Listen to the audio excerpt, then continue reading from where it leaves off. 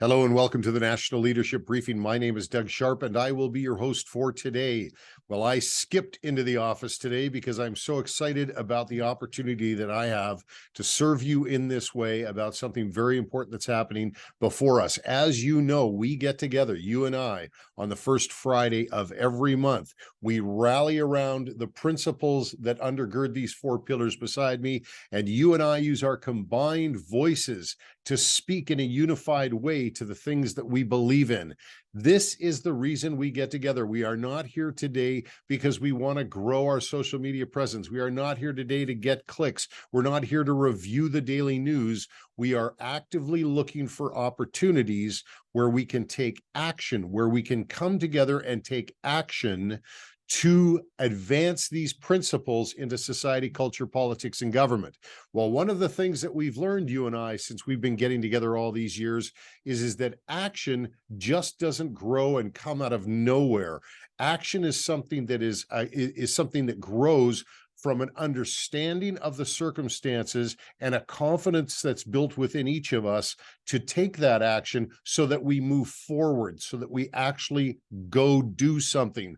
Well, today we have an opportunity before us to take a significant step forward in our understanding about something that we deal with on a regular basis, and that is the weaponization of legislation.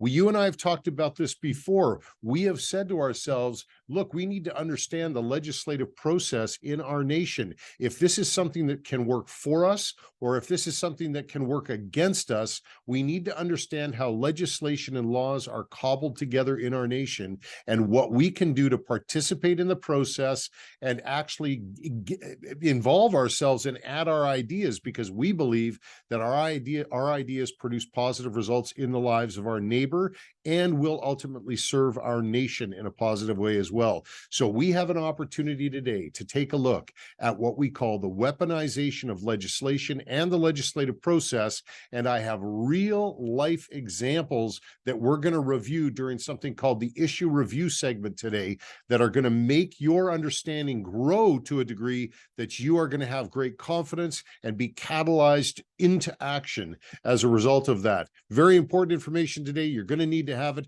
but let's just break quickly, review this quick video, come back, review the agenda, and we'll get started. We've got just an hour, and I want to make sure we make absolutely the best use of your time today. Bye for now.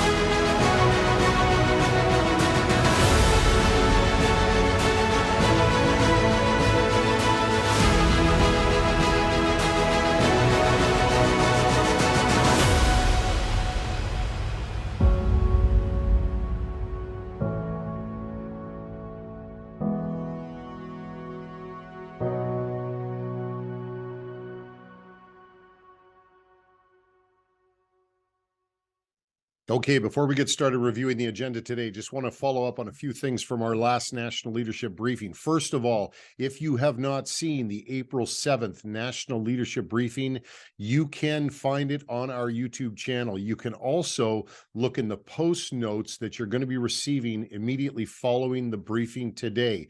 For those of you who are registered in advance for the National Leadership Briefing, you receive post notes. You get something delivered to your email after the briefing, the complete briefing itself. You get a video of this plus anything we discuss. Look to the post notes today for a link to the previous month's briefing. I'll always include that for you. Also, remember, if you are watching this video on one of our social media platforms following the briefing and you have not received any post notes in the past, nor have you registered for the National Leadership Briefing, I encourage you to do that now, because you will never receive any of the additional information that we reference on the briefing if you're just passively watching this online. And if you are watching it on our Facebook channel or YouTube channels, make sure you engage with the video, comment, share, make sure you subscribe on our YouTube channel. Do as much as you can to engage with the videos, because we're always working against the algorithms that are trying to keep us down and keep the message contained. And today's message about the weaponization of legislation, you are not only going to want to review and fully understand so that it catalyzes action within you, you are going to want to share this with other people as well so that they too take action. So remember that. Register for the National Leadership Briefing so you get the post notes, engage with the videos on our social media platforms, and do not forget to share this with others and spread the word so that we can grow our combined influence as we work together to advance these principles. All right. Quick housekeeping we need to follow up on as well from last briefing is that we need to know, remember, from our last briefing, if you were a delegate at the last Conservative Party of Canada Policy Convention, the virtual convention, I want you to make sure that you, if you're not engaged in the process leading up to this next one, that you get in touch with me. If you were a delegate and you're watching this, I want you to send me an email at president@familyaction.ca, president@familyaction.ca, and put in the subject line, I was a delegate, because I want to make sure that you and I are talking. Even if you're not engaged this time, there are things that you can do to support the process, and we want to make sure we don't lose touch with you. Second thing is that if you are someone who is on an electoral district association in any electoral district in our nation, I want to hear from you. So in the subject line of an email that you'll send to president@familyaction.ca, put I am on an EDA. Or I want to be on an EDA. If you actually want to be on an EDA, make sure you send me an email as well, president@familyaction.ca. And then the third thing is that if you want to fund any of the initiatives of the National Leadership Briefing or Canada Family Action, then I want you to send me an email to president@familyaction.ca. And I'm going to make sure, if you put in the subject line, I want to partner, I will make sure I send you a link right away so that you can partner with us and help fund the work of what we're doing here. Okay, so make sure you remember, delegates from before or people that want to be delegates, if you're on an EDA or want to be on an EDA, or if you want to donate or partner with our organization, send me an email to president@familyaction.ca. All right, let's get started. This is the agenda for today. First of all, what we are going to do is we're going to start with the National Leadership Briefing Essentials video of the Sphere Authority training. If you go to our website at nlbcanada.ca, and again, for those of you who are registered for the briefing, if you are registered, you will get this link delivered to you. It'll be just smooth as butter, slid right into your inbox, and you'll be able to just click on it. But if you're not registered, you've got to go to nlbcanada.ca, go to the National Leadership Briefing. It's called NLB Essentials webpage, and you're going to find 4 videos there. They're foundational videos. You've got to watch those 4 videos. You've got the U training video, you've got the Sphere Authority training template video, you've got the 4 pillars video, and you've got something called Horizon training. You want to make sure you watch all 4 of those videos. But today we're going to be focusing on what we call the Sphere Authority training template. Now, I'm not going to be able to play the whole video for you today. In fact, I'm just going to be teaching about the video today before we get into the issue review segment on the weaponization of legislation. But this is what you're going to find downloadable on the website so that you can not only review it yourself, learn how to use this, but share it with other people. So we're going to be talking about the Sphere Authority training template as it relates to the legislative process as a foundation of understanding before we move into the issue review segment. And the issue review segment is actually not going to be done by me today. I have identified a person who doesn't surprise me. There's an individual who I met 20 years ago who is an extremely effective communicator who put together a briefing on the weaponization of legislation that we want to share with you today. And that is a briefing that is so complete.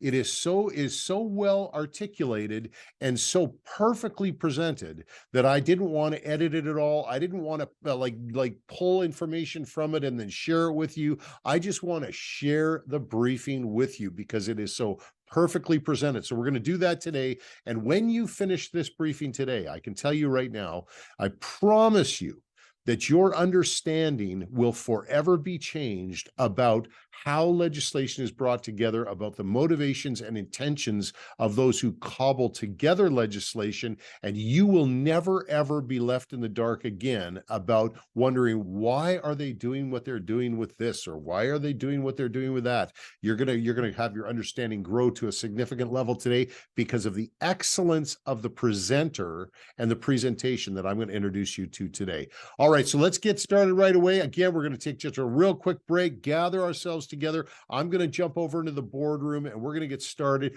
reviewing the Sphere Authority training template as a precursor, as a preview to the issue review segment that's coming up right after. Thanks so much for your time. Looking forward to serving you in the boardroom. Back in a flash.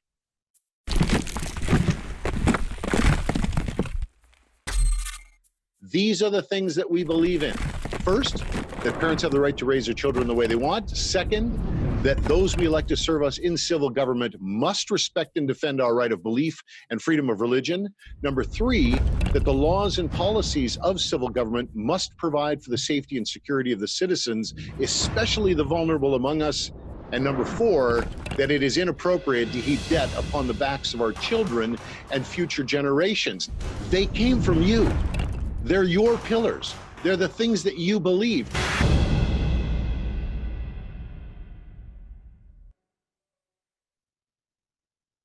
Okay, it's good to be back in the boardroom with you today. Yes, of course, this is where we want to train. This is where we want to drill. And we do this because we want to raise our level of competence, raise our level of confidence, our understanding grows, and we take more effective action. All right, so let's get right into it here.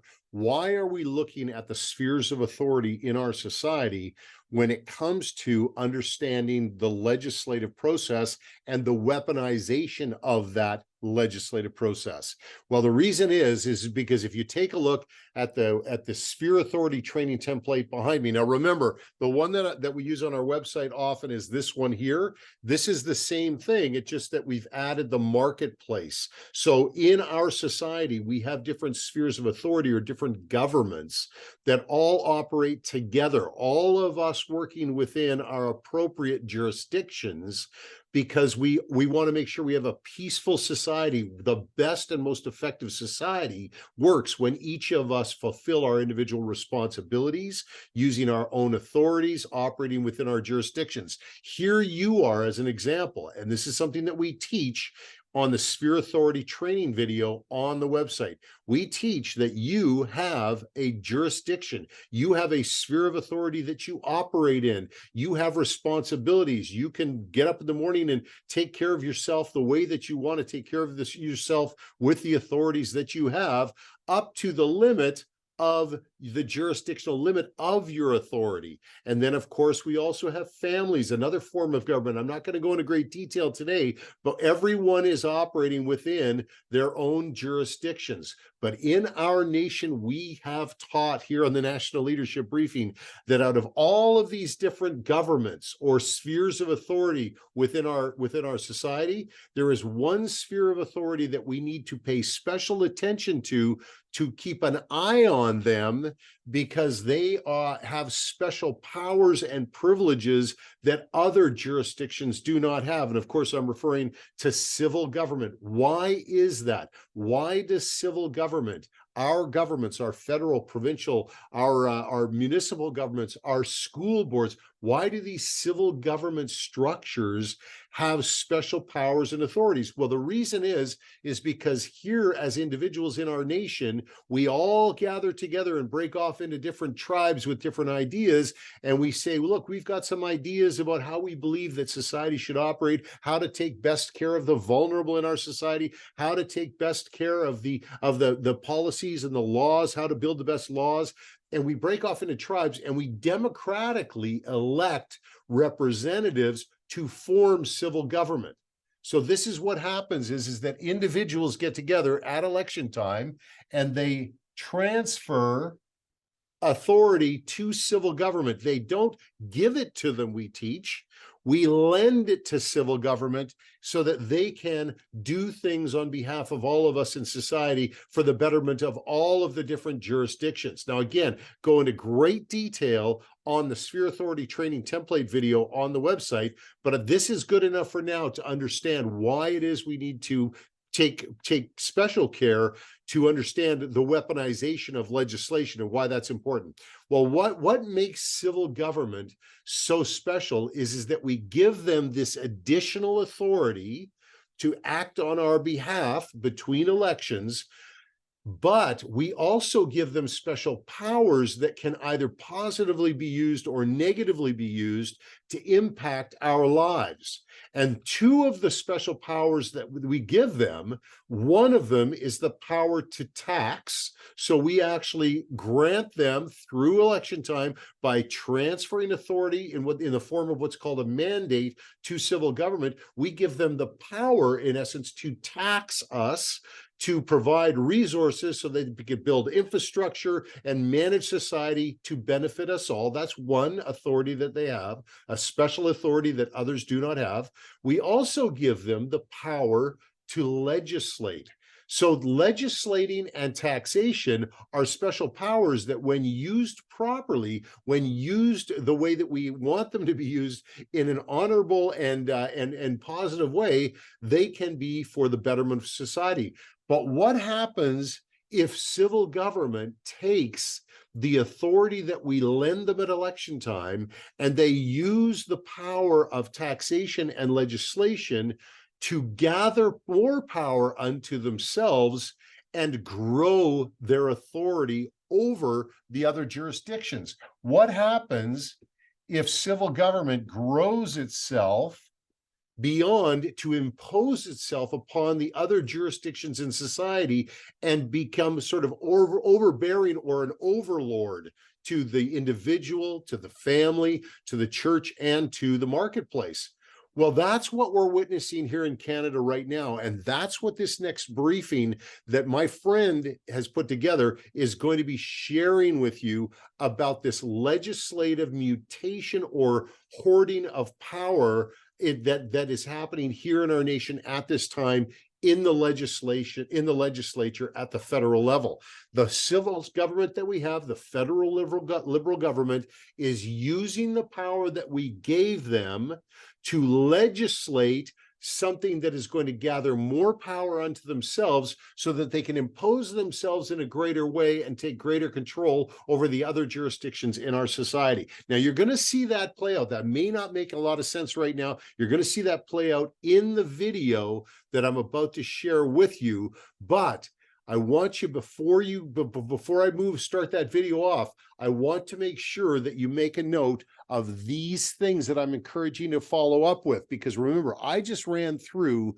a piece of training there that we go into great detail on the National Leadership Briefing website under the tab called NLB Essentials and in the section called the Sphere Authority Training Video. Now, this training video is, I think it's like 10, 12 minutes long, something like that.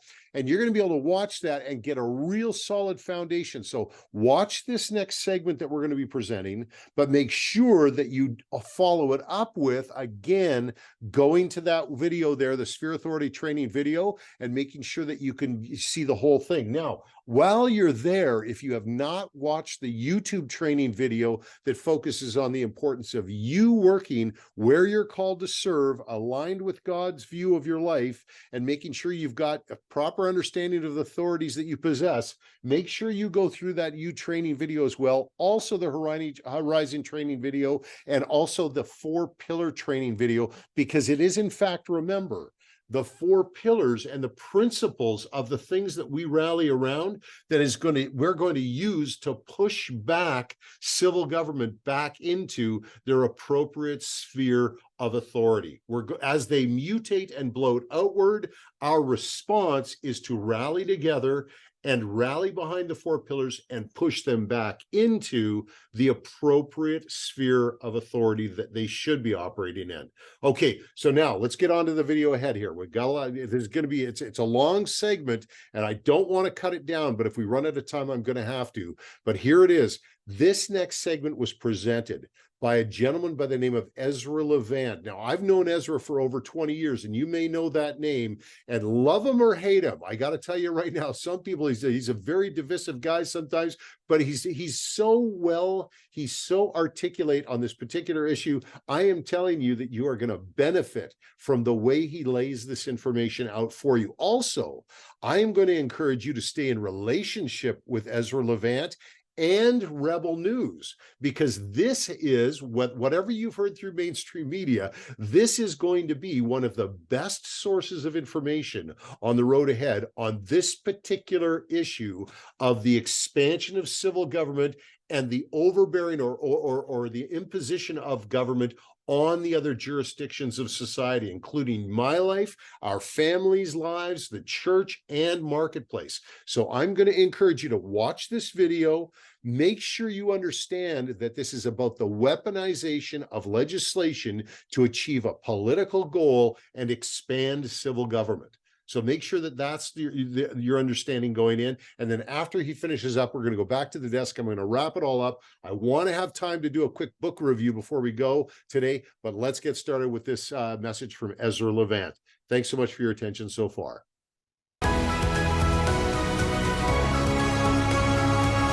There are a lot of arrests of peaceful political critics in Canada these days. Pastor Arthur Pawlowski was jailed for a month and a half for keeping his church open during the lockdowns.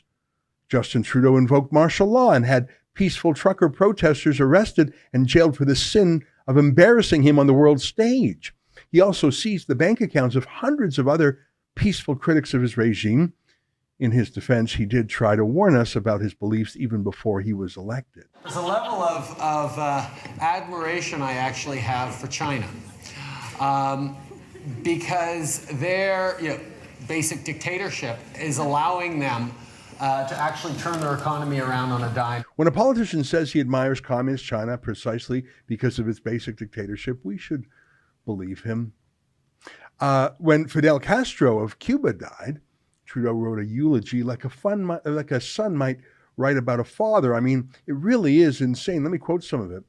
"It is with deep sorrow that I learned today of the death of Cuba's longest-serving president," as if Castro were elected again and again. "Fidel Castro was a larger-than-life leader who served his people for almost half a century, a legendary revolutionary and orator. Mr. Castro made significant improvements to the education and healthcare of his island nation."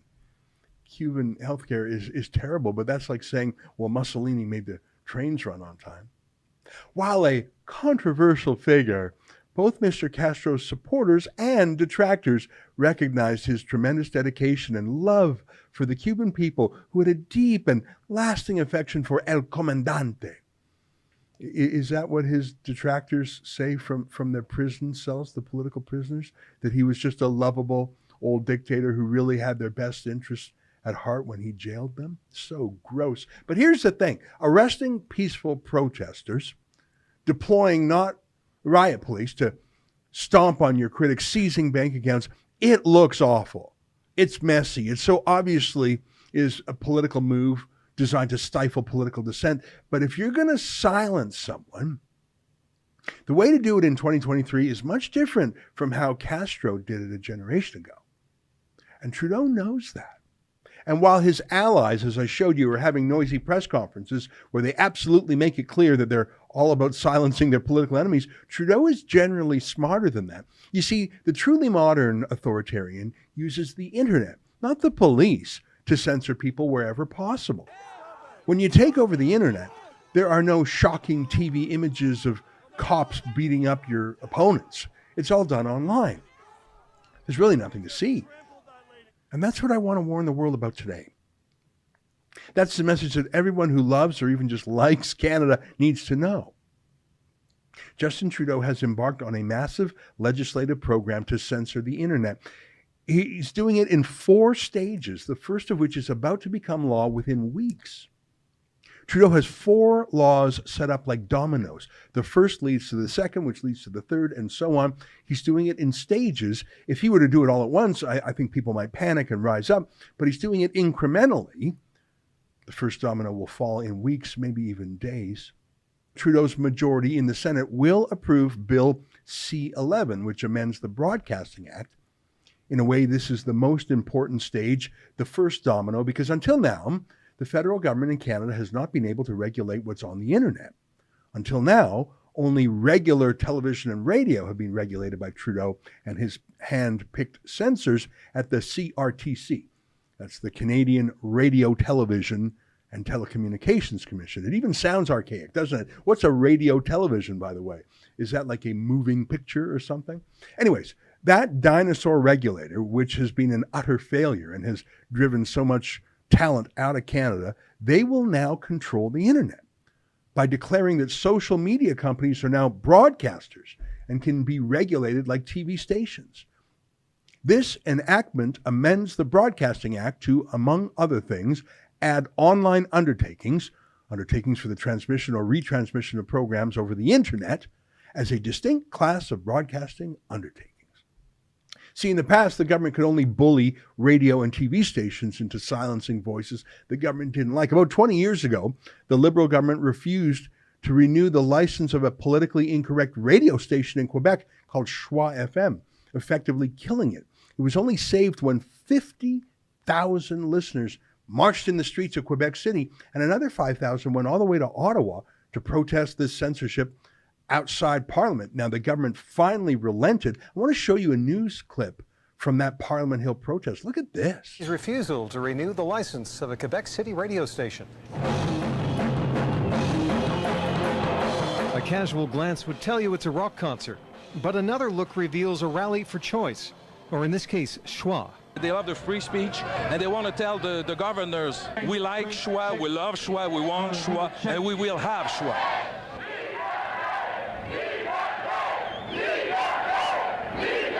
It's doubtful that so many people have ever traveled such a distance to voice their support for a radio station. But for much of this crowd here on the Hill today, the real issue is free speech. And as many as 10,000 of them have gathered here to demand loudly that the federal government restore Schwa FM's right to be on the air, and by extension, the rights of Canadians everywhere to hear whatever they wish. The fact of the matter is that more and more radio stations are going to fuzzy stuff. They're going to lifestyle stuff. They are afraid to deal with the real issues of the day because you get hung, strung, put in bed, and the skin of your collective butts pulled over your head. That's incredible. And it was incredible to see other media support Schwa FM.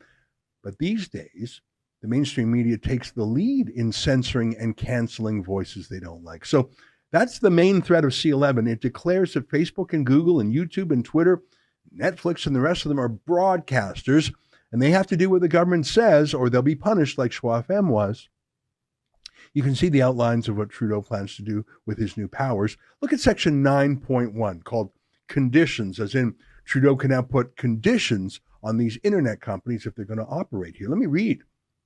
The Commission may, in furtherance of its objects, make orders imposing conditions on the carrying on of broadcasting undertakings that the Commission considers appropriate for the implementation of broadcasting policy set out in subsection 3.1, including conditions respecting, and then there's a long list of things. If I were Mark Zuckerberg or Elon Musk, I might object to a few of these conditions, like this one.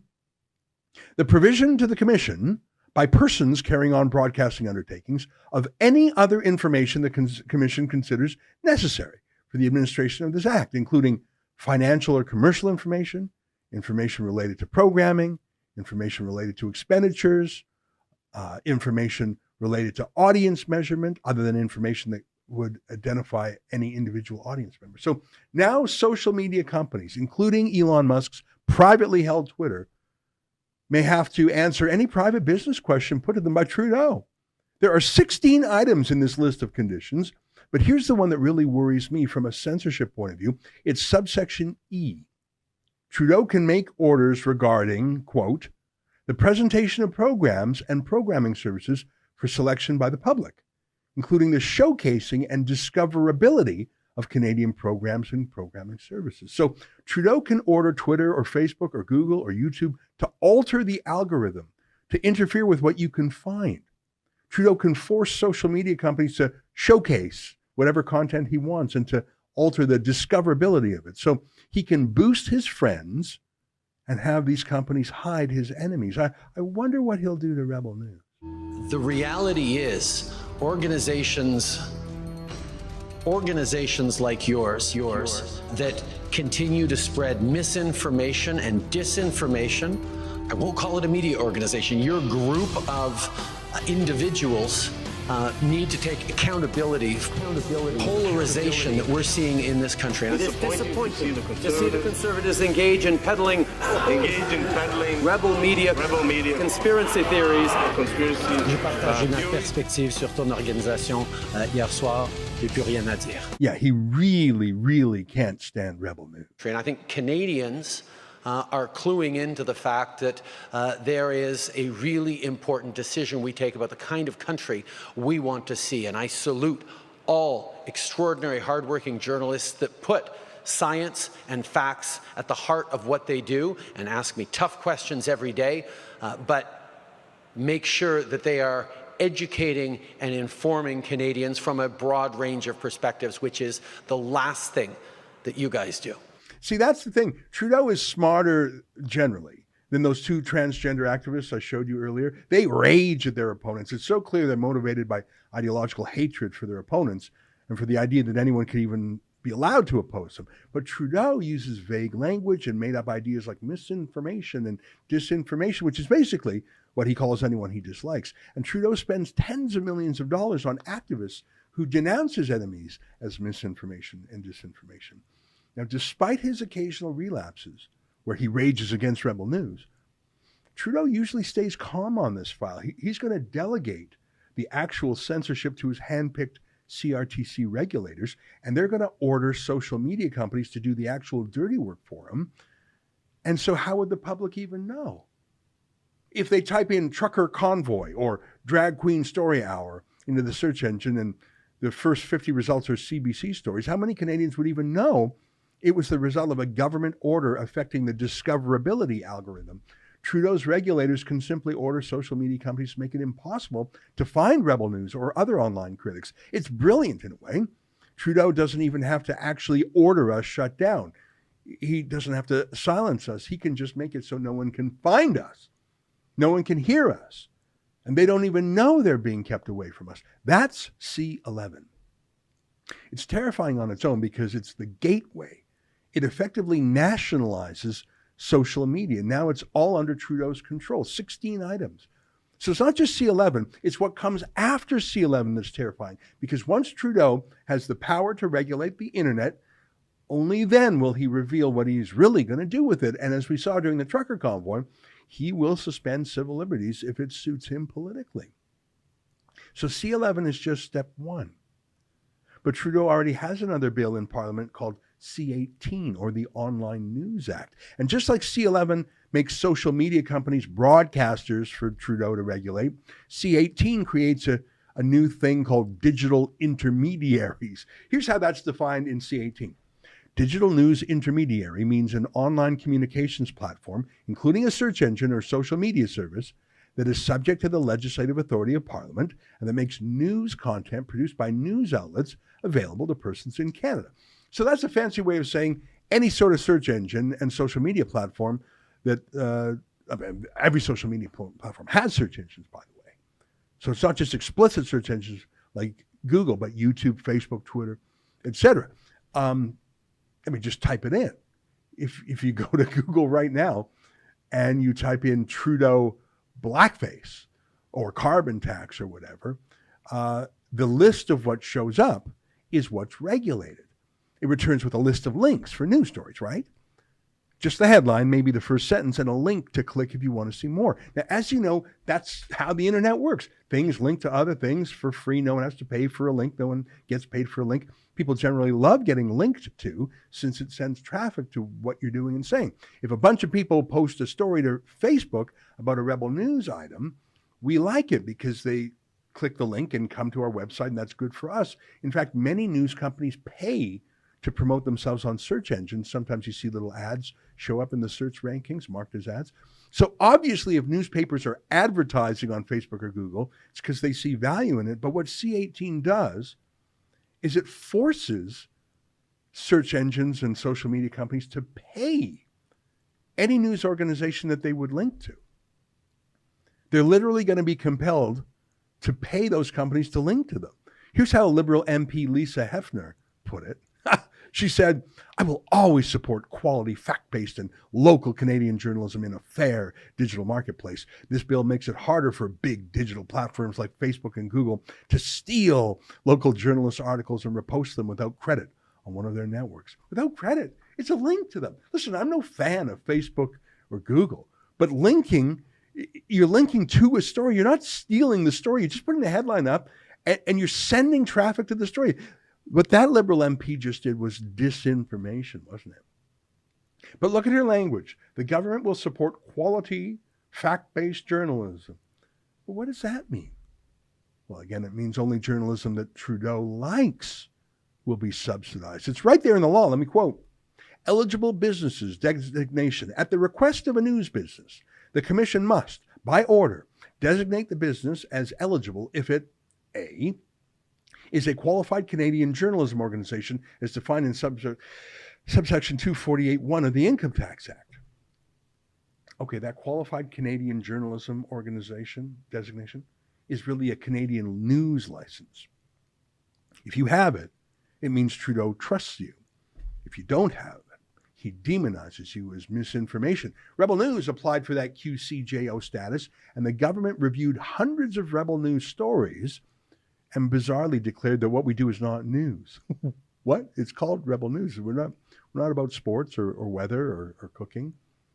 They literally said more than 99% of what we do isn't newsy. Now, that's bizarre, and we're legally appealing that decision, but it's pretty obvious why we were denied, but hard left-wing media groups like the Tides Foundation-backed National Observer get the designation because they're in step with Trudeau's regime. So C11 commandeers the internet, lets Trudeau manipulate the algorithm, lets him regulate the internet. C18 makes Facebook and Google and other search engines and social media companies pay money to journalists in Canada, but only to the journalists that Trudeau approves, not the ones he doesn't like. That's handy, isn't it? By the way, Facebook has said that if they're forced to pay hundreds of millions of dollars to link to Trudeau's favorite journalists, Facebook just won't link to Trudeau's favorite journalists. They say news is not a moneymaker for them. I believe it. And if Trudeau really thinks it's stealing to link to the Globe and Mail or whoever, then Facebook will stop doing it. Google is considering doing the same. And Trudeau calls that blocking news sites. Got it. So if you link to a news site, you're stealing. If you don't link to them, you're blocking them. The only solution is to give hundreds of millions of dollars to Trudeau's hand-picked cronies, I guess. Not to Rebel News. We don't have the government news license. So that's C18. It's Trudeau's second censorship bill. C36 is the third one. It was actually introduced in the last parliament, but it didn't get passed into law before the election was called. Trudeau has said they'll reintroduce it. It's terrifying because it doesn't just deal with money and algorithms and big companies anymore. It gets right into what you can say or can't say. And it has jail terms and huge fines if you don't say the things Trudeau likes. It is targeting individual users. Let me read to you the formal name of C36 and you'll get the picture. An act to amend the Criminal Code and the Canadian Human Rights Act and to make related amendments to another act, hate propaganda, hate crimes, and hate speech. Yeah, Trudeau calls people haters all the time. Islamophobes, transphobes, racists, whatever. He usually just means those as insults, but now he means them as crimes. So if you oppose him, he'll call you names and charge you with crimes. If you don't believe me, read the bill. Just to start, hate propaganda is already in our criminal code. I should just remind you. Section 318 of our criminal code already makes it a crime to advocate for genocide. Section 319 makes it a crime already to incite hatred. But C36 goes much further. It's a pretty short law, but it tries to criminalize feelings. including hate, which is human feeling. They define it. They say hatred means the emotion that involves detestation or vilification and that is stronger than dislike or disdain. They're passing emotion laws now. It's totalitarian to pass laws telling people what emotions they can feel or what they can think. You can't tell someone to simply turn off being upset. Try doing that with your wife or husband if you're arguing with them. Oh, just stop being upset. Try to order them not to feel bad. They'll feel worse because you're not listening to them. Hatred often comes from a sense of an underlying grievance. If you don't deal with that underlying problem in some way, you can ban hurt feelings all you like, but it won't work. In fact, you'll probably make people more hateful. So Trudeau has defined the feelings you're not allowed to have. And now they're going to ban those feelings. You see, they've decided to regulate the internet. They've got their bureaucrats in the CRTC regulating the internet through C11. They're getting the big tech companies through C18, but C36 is where they really come for you, and I mean you. Let me read. Communication of hate speech, Section 13. It is a discriminatory practice to communicate or cause to be communicated hate speech by means of the internet or other means of telecommunication in a context in which the hate speech is likely to foment detestation or vilification of an individual or group of individuals on the basis of a prohibited ground of discrimination. So it's a future tense crime. Who knows if something will foment hate? I'm pretty sure that these activists are going to say everything could foment hate. These people are professionally offended all the time. It's their job and their hobby and their sense of identity. For the purpose of subsection 1, a person who communicates or causes to be communicated hate speech continues to do so for as long as the hate speech remains public and the person can remove it or block access to it. That's in the law. That means if you tweeted or Facebooked something years ago, even when you were a kid, you are still guilty of that hate crime today. There's no statute of limitations. You know, in real courts, there's the idea of being able to confront your accuser, to look them in the eye and challenge them. Not in this kangaroo court. Trudeau is literally setting up a secret court. Complaints about hate speech can be made in secret, and these secret complainants can get up to 20 grand for their complaints. It's a new industry. They're paying people to be upset. Let me read this. Non-disclosure of identity commission. The commission may deal with a complaint in relation to a discriminatory practice described in Section 13 without disclosing to the person against whom the complaint was filed or to any other person the identity of the alleged victim, the individual or group of individuals who has filed the complaint, or any individual who has given evidence or assisted the commission in any way in dealing with the complaint, if the commission considers that there is a real and substantial risk that any of those individuals will be subjected to threats, intimidation, or discrimination. So we got secret courts, secret witnesses, secret complaints. It could be a rival. It could be an ex. It could be a disgruntled former employee. It could be a political prankster. It could be a business. You can be sued forever, endlessly, and you will never know by whom. And they get 20 grand a pop. You can be ordered to pay huge fines. An order to pay compensation of not more than $20,000 to any victim personally identified in the communication that constituted the discriminatory practice. But there's something in here even more amazing, the concept of pre-crimes. You know, like that Tom Cruise movie, Minority Report? Even if you haven't done anything yet, you can still be prosecuted. I'm not kidding. Let me read. Fear of hate propaganda offense or hate crime.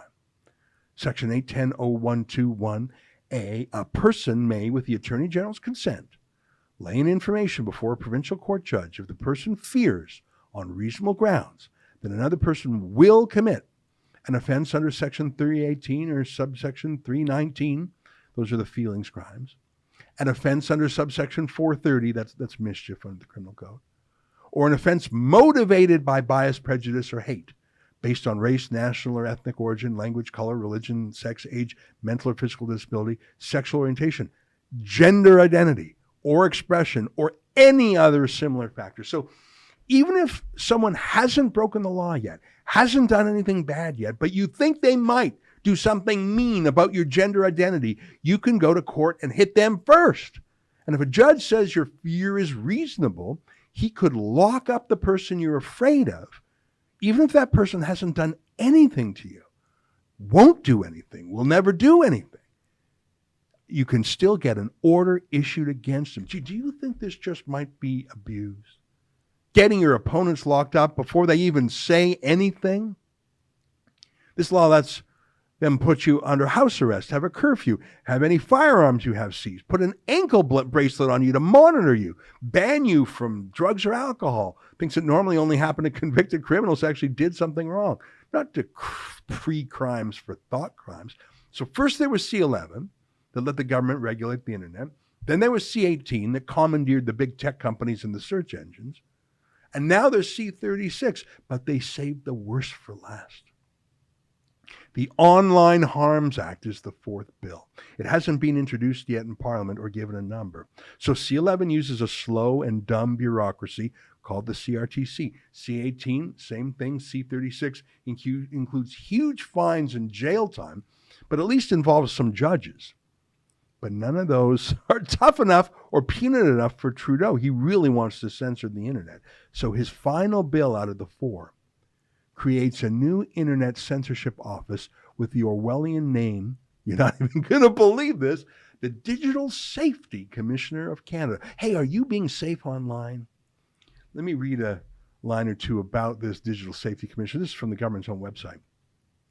The Act should provide for the establishment of the Digital Safety Commissioner, whose functions are to, and there's a list here, oversee and improve online content moderation by administering and enforcing obligations, engaging with and considering the particular needs of and barriers faced by groups disproportionately affected by harmful online content, such as women and girls, Indigenous peoples, members of racialized communities and religious minorities, and of LGBTQ2 and gender diverse communities and persons with disability, and supporting platforms in reducing harmful content affecting peoples in Canada, engage in partnerships, education outreach activities, and research to help fulfill the policy objectives of the Act. So you've got an ultimate, unaccountable hunter-killer to silence anything harmful. And by harmful, they mean whatever this censor doesn't like. They just love talking about gender equity, don't they, and gender diversity. So the cabinet minister who introduced this idea, his name was Stephen Guilbeault, and he gives an example of how this could be used. Here, listen to him. Earlier, I think that Canada has a world-renowned public service, and it's integral that we don't attack them to try and score political points. Everybody in this country, and especially elected officials, have, I think, a responsibility, a duty to ensure that we protect our institutions, and that the last thing we should try and do is to somehow diminish them just in the hope that we could score points. We've seen too many examples of public officials retreating from public service due to the hateful online content targeted towards themselves or even their families. I have seen firsthand, alongside other Canadians, the damaging effects harmful content has on our families, our values, and our institutions. His first example is you can't criticize politicians. He just comes out and says it. And what powers should this tyrant have? Well, he can literally delete or block any website he likes. Trudeau's cabinet minister actually called it the nuclear option. Could we envision having blocking orders? I mean, maybe. It's not, it would likely be a last result nuclear bomb in a toolbox of mechanism for a regulator. Oh my God. Trudeau proposes extreme ideas like website takedowns within 24 hours. No time for any sort of real hearing. If Trudeau or his team don't like something, they'll just order a social media company to take it down within 24 hours, and it must come down within 24 hours. I've just got to read to you from some of the social media companies' letters to Trudeau worried about this. These were released in an access to information request. I want to show you a letter from Twitter. Now, let me emphasize, this is from Twitter before Elon Musk bought it. So this is when Twitter was pretty pro-censorship itself, I have to say. Twitter wrote a private memo to Trudeau warning that this idea was literally the stuff that North Korea does. They actually made that comparison. Here, I'm going to read just a little bit from their letter. Issue 24-hour takedown requirements. Twitter opposes the recommendation of a time limit on addressing any content flagged by any person in Canada as harmful content.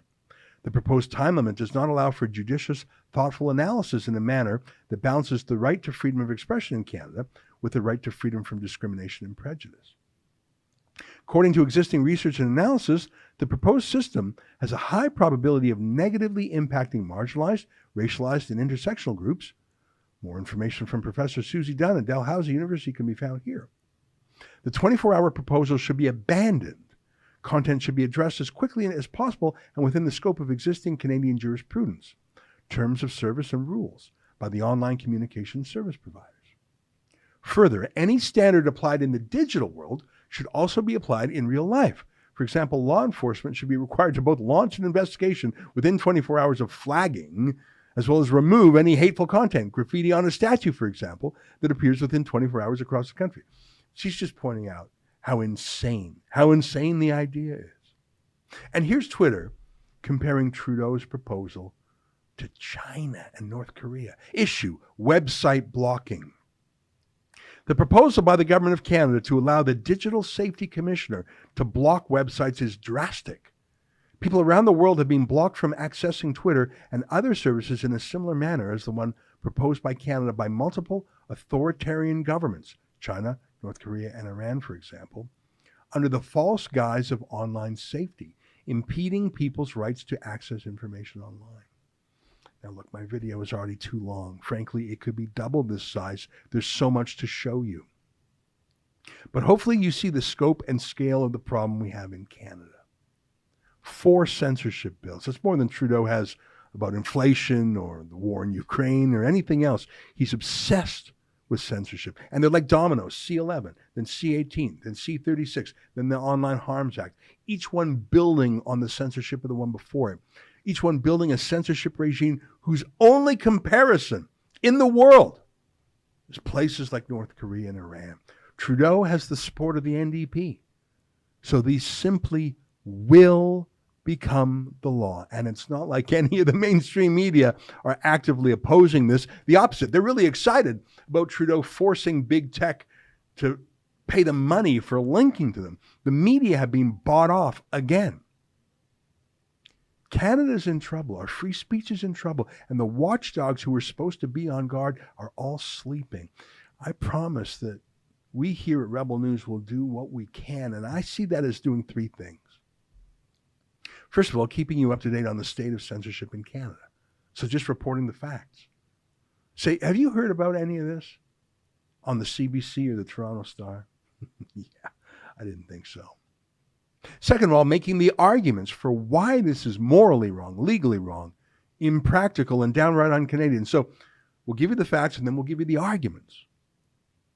But the third thing is what Rebel News does best sometimes, actually stepping in and fighting the good fight.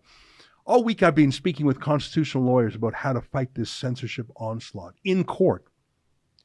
Because if we don't do it, who will?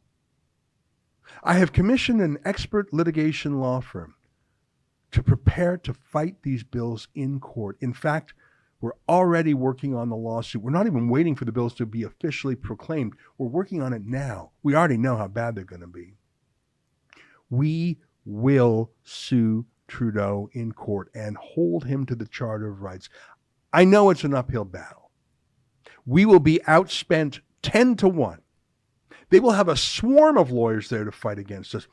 But I know we can win because we beat him twice before on censorship fights. In 2019, he banned us from attending the election debates. We went to federal court and we won. He tried again in 2021. He banned us again. And when we sued him, he literally had 7 government lawyers against us. But we won again. Twice we beat Trudeau on free speech against long odds. Maybe there's some hope left. If you want to help us, please go to stopthecensorship.ca.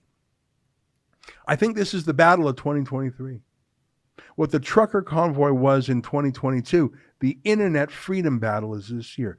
Help us if you can. Learn the facts, learn the arguments, and then help us take this Castro mini-me to court.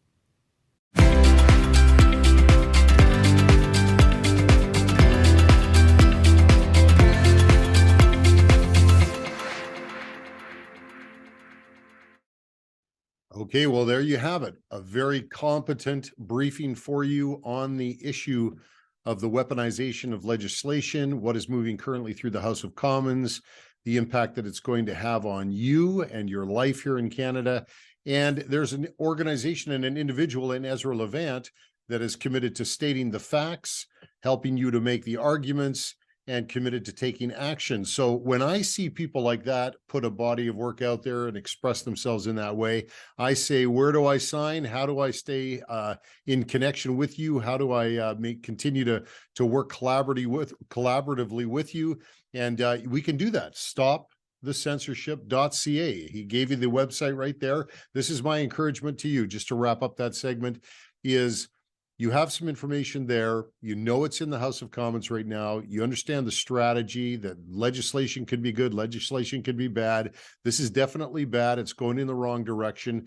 And there's going to be the strategy deployed in the immediate future into confronting that. So I say first, sign up for stopthecensorship.ca. Stay in relationship with us, of course. We want you to stay on the National Leadership Briefing. Whenever I tell you to go and do something because I introduce it to you here, that doesn't mean like run off to the hills and don't come back. Stay in relationship with us, but stop the censorship.ca.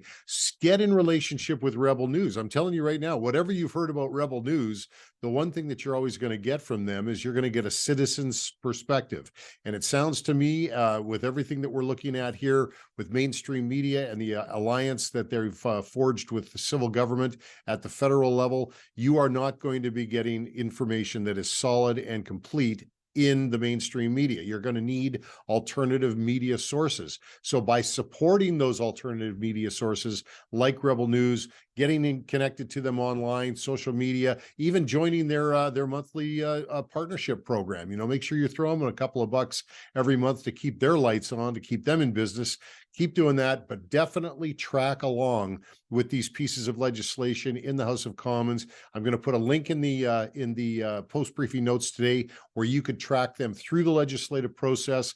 You're going to be able to get in touch with your member of parliament. You're going to be able to let them know just how you feel about them. You're going to ask them to stand in defense of our right of belief and freedom of religion, which is going to be under attack, no doubt, and a parent's right to raise their children the way they want. This is, again, the way we push back, is by we get the information, it's good, solid information, we build our confidence, we take action, and we push back civil government, get them back into their correct sphere of authority and the one that they're supposed to be in by using the principles of the 4 pillars. Okay, so there you go. What a perfect example we had in front of us today. It just is, it's nice. It's nice to have things like that in front of you. It's sad that they are in front of us to point to, but it's nice that we have that before us today to learn from. Okay, final home stretch.